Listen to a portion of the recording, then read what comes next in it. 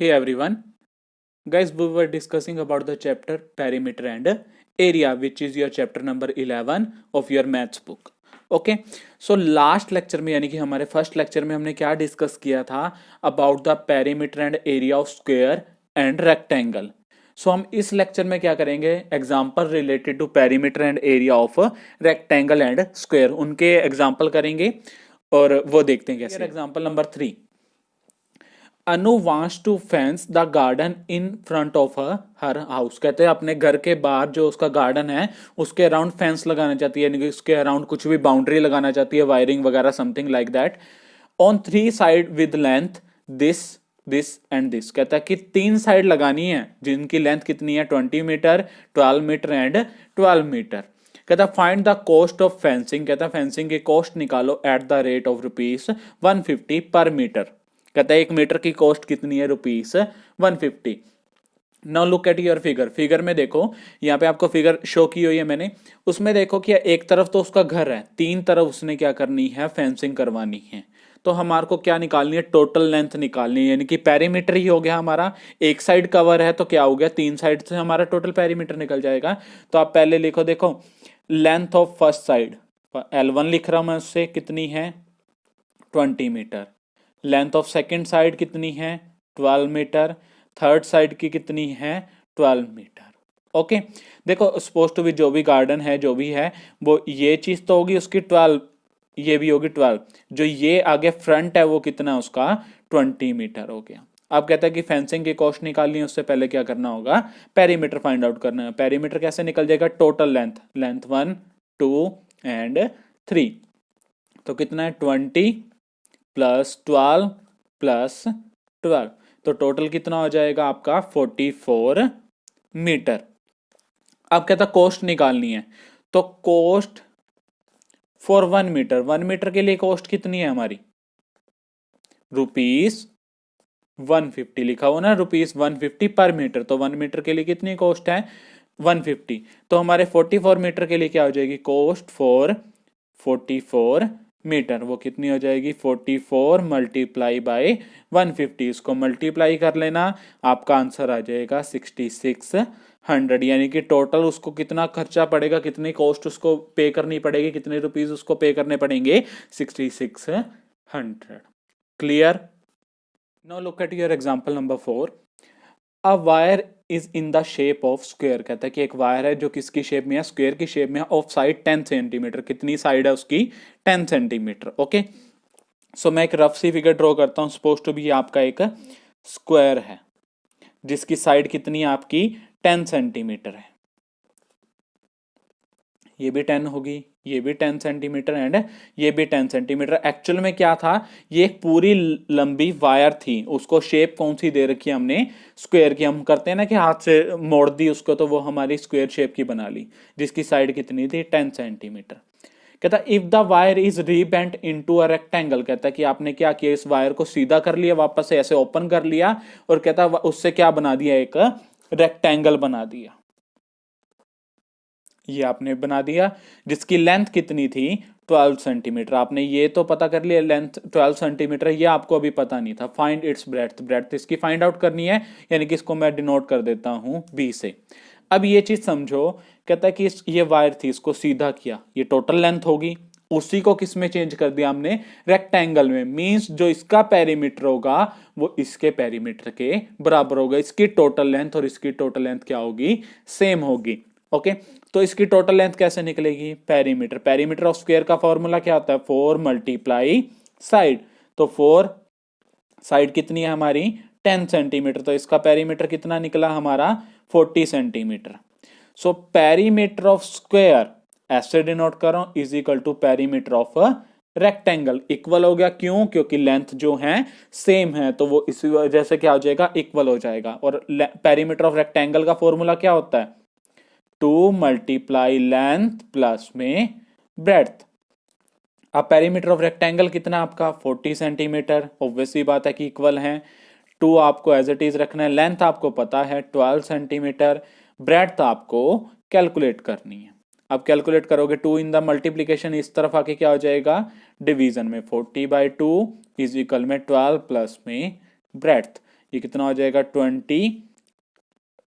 12 plus में breadth. मैं यहाँ आगे प्रोसीड कर रहा हूँ, ब्रेड्थ कितनी हो जाएगी, ये प्लस में उधर जाके माइनस में हो जाएगा, तो 20 माइनस 12 यानी कि आपकी ब्रेड्थ कितनी आ गई 8 centimetre. Unit must be same. Okay, तो ये आपकी ब्रेड्थ निकल गई। आगे पढ़ो।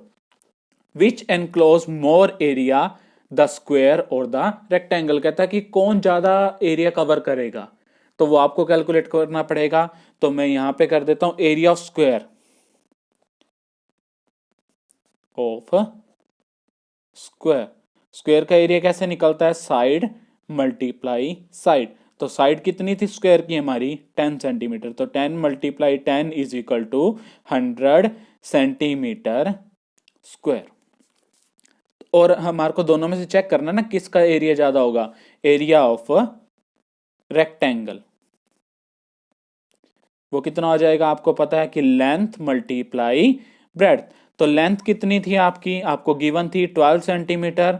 ब्रेड्थ आपको कितनी कैलकुलेट करी आपने 8, तो आप इसको मल्टीप्लाई करोगे कितना हो जाएगा 12 8 जा 96 सेंटीमीटर स्क्वायर। तो ऑब्वियसली बात है, ये देखो ये आपका कितना है 100 सेंटीमीटर स्क्वायर, ये आपका कितना है 96 सेंटीमीटर स्क्वायर। तो कौन ज्यादा एरिया इनक्लोज कर रहा है, स्क्वायर। क्लियर। तो आप यहाँ पे मेंशन करोगे कि जो स्क्वायर है वो ज्यादा एरिया इनक्लोज कर रहा है, किसके मुकाबले हम किससे कंपेयर कर रहे थे, रेक्टेंगल से। तो स्क्वायर का ज्यादा एरिया है as compare to rectangle. Clear. Guys now look at your example number 5।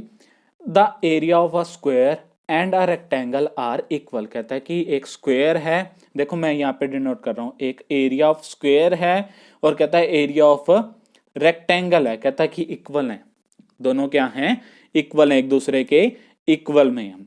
आगे पढ़ो क्या कहता है, if the side of square is 40 centimetre. Side of square कितनी है,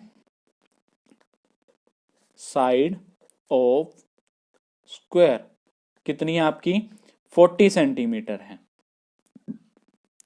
and the breadth of rectangle is 25 centimetre.